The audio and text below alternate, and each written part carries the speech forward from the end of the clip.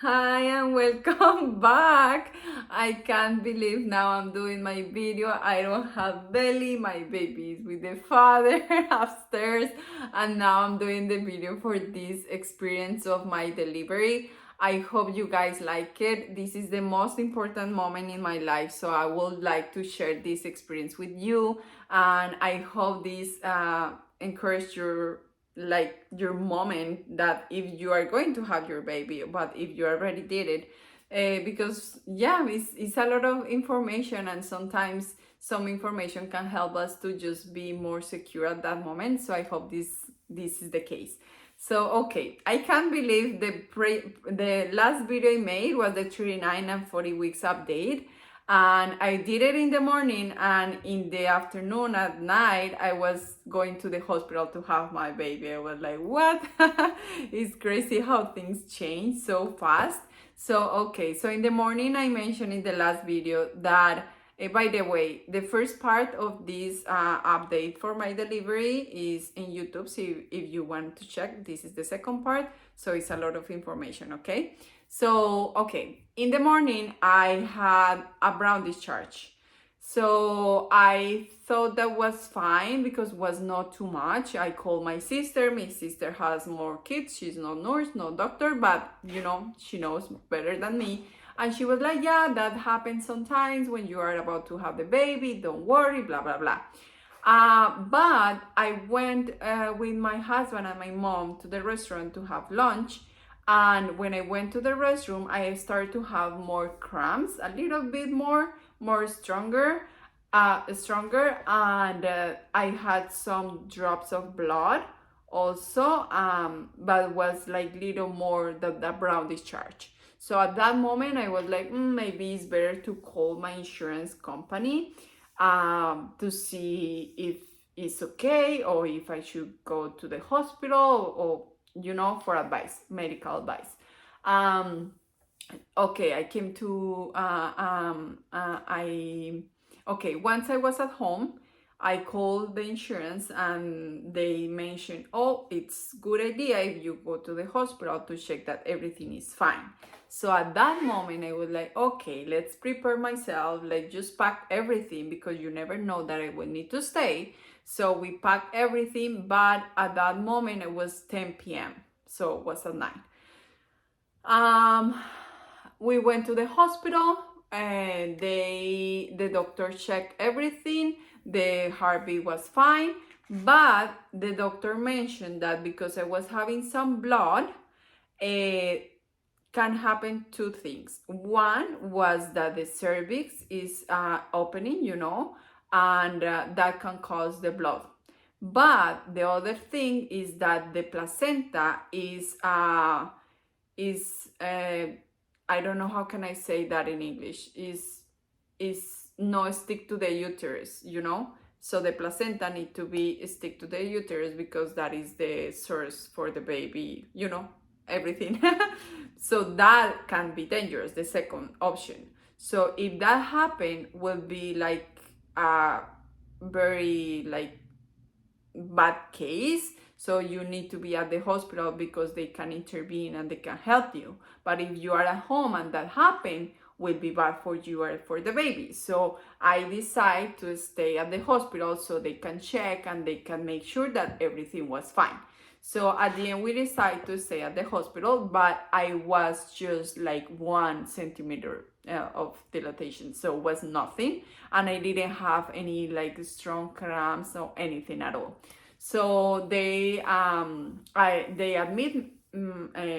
they admit me and my baby. Yeah, we just had a room and everything was going fine. But the thing is that they needed to apply penicillin to me because you will have an exam in the 39 or 38 weeks, something like that, to see if you have a bacteria, I don't know the name, in the birth canal, in your cervix. If you have that bacteria, they will put penicillin at the moment of the delivery. So I had that bacteria, so there was the need to put penicillin on me. Okay, so when I start And that is the tricky part, because in order to have the penicillin, I needed to be laid down. So I couldn't have it stand. But that is the moment when my cramps started to be stronger. So because I was walking, I was doing fine, it started to be stronger, but I was able to manage the pain. But the thing is that I was tired and I needed to be laid down in the bed in order to have the penicillin and everything. So when I laid down in the bed to have that medicine, oh my gosh. And prior that, the doctor went to the room and she made check to see how many centimeters also. That caused me more cramps. So those cramps were stronger after that. So, but I was walking and I was able to manage the pain. But definitely when I was laid down, it was hell. So it was so bad. So at that moment, I was like, "Is no way that I have just 3 centimeters at that time, and I will be able to wait until 10 with this pain." And I'm so tired because it was 10 p.m. and I was walking the whole night. In the last video, in the part 1 of this video, you will see there was 6 in the morning. So I was walking the whole night to just try to make the things just progress faster. But at the end, I was like, no, let me have the the epidural. So I end up having the epidural. But all the time, what I want to say, this is very important, I was calm. So even if I was having blood, even if I was having this, it's not as crazy as you will be 10 centimeters and, you will have your baby without pain medicine or without epidural. I imagine that is so hard, but anyways, at any moment, either the decision that you will be, if you are calm and you trust every decision, and even if you have a plan but it's not the way you want, because I was having the plan to just go and walk and wait until the end to have maybe the epidural, but at the end I was having this blood, and everything changed. And that is the birth experience. Everything can change, but you need to be calm, because if not, that would be harder and you can panic easily, and it's you are very exposed, and you are I don't know, it's so many things happening at the same time, and you want your baby to be fine. So that being calm and just trust in your process, in your body, that you're gonna be fine, I think that helps a lot. And don't panic. That's the key. And at the end, I was ending having my baby in the 14th. So I went on Friday. I had my baby in the Saturday at 4:29 a.m.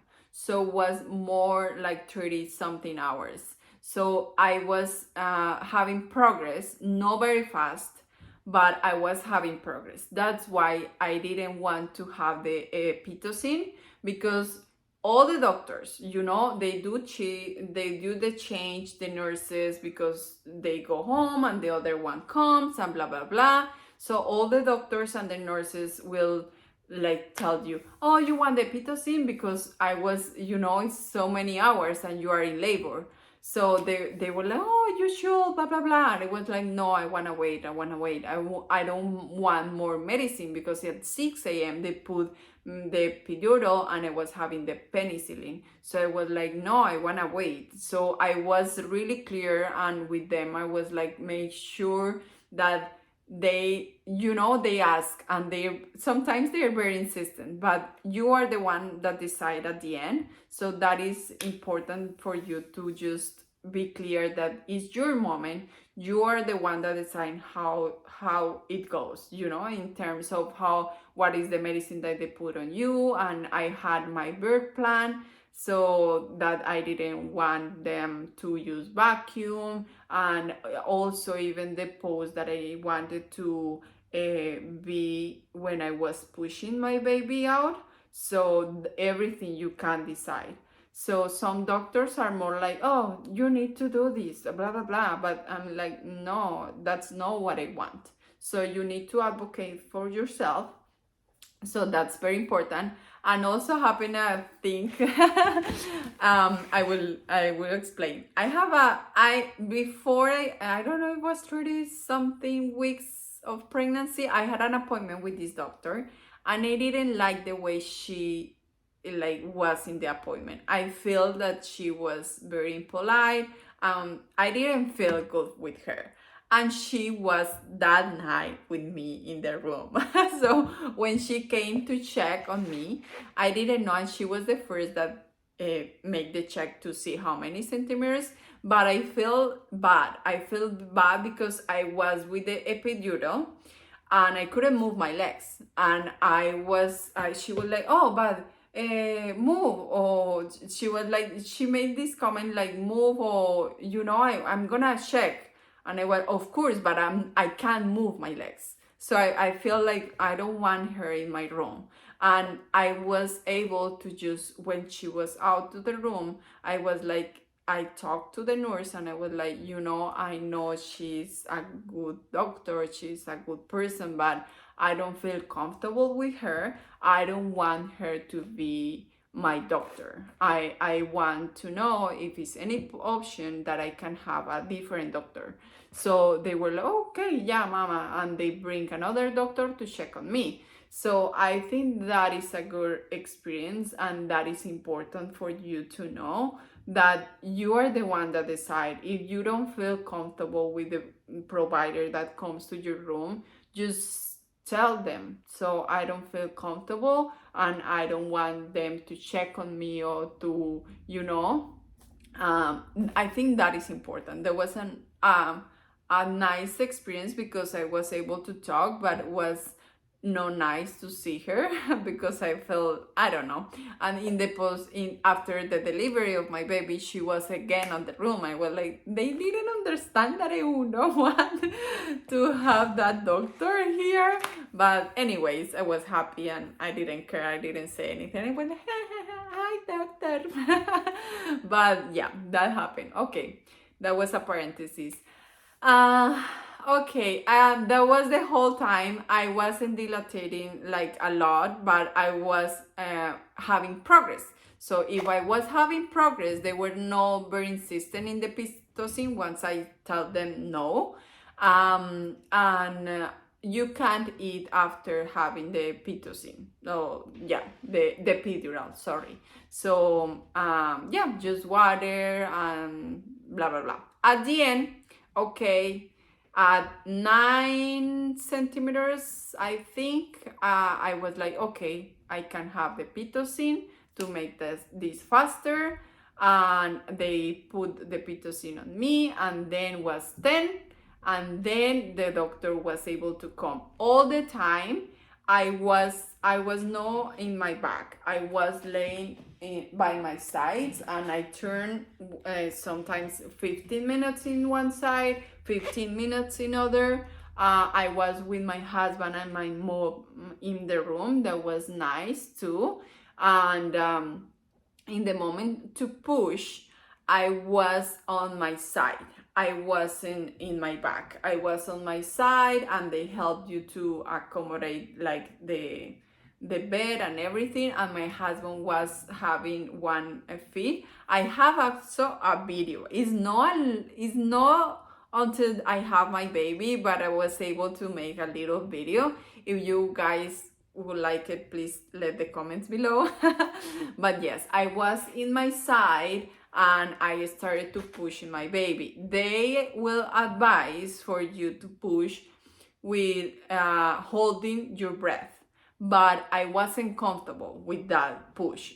So I mentioned to the nurse that I will try that, but I was feeling that I was like without air, and you will need to push 3 times. So once the contraction comes, they will ask you to put 3 times.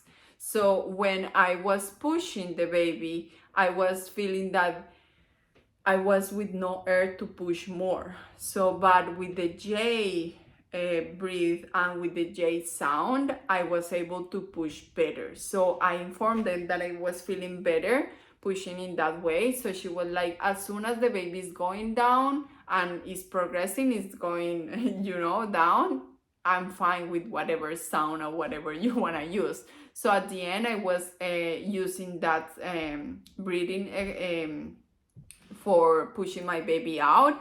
That is this one.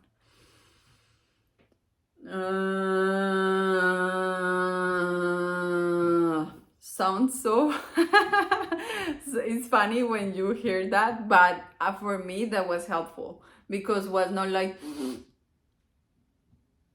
that you hold your breath and for the next one they will, okay, again mama, blah blah blah, and you're like without air. So for me the first one was much better, and the baby, I felt that the baby was going down very well, and I didn't tear a lot. So I don't know, but the tearing for me was fine. The recovery was fine, and she just made little stitches inside, but was no bad. So works. I don't know. That is my positive experience. So everything was fine. I didn't have much pain just at the beginning. I was walking.